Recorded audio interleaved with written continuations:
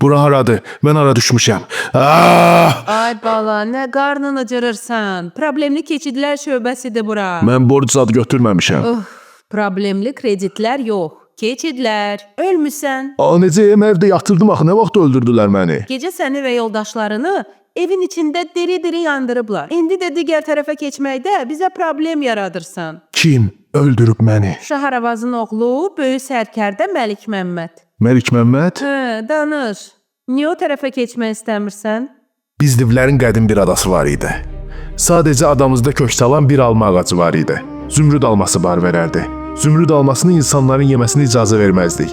Çünki bu alma insanları 15 yaşına geri qaytarırdı. Divlər isə bu almadan təsirlənmirdi.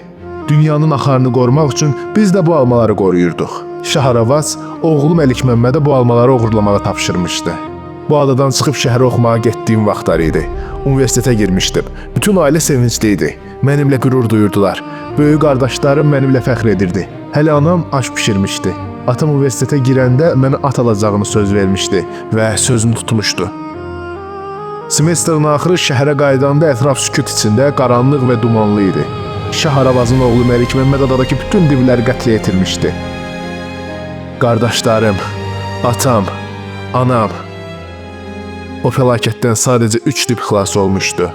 Mən, nənəm və bibim oğlu. O hadisədən sonra padşah cavanlaşdı. Məlik Məmməd yüksək vəzifəyə gəldi. Mən isə... ÖKK, просыпайся, они нас нашли, блядь, открой глаза! Məncə sizə vaxt verə bilərik. Ты меня слышишь?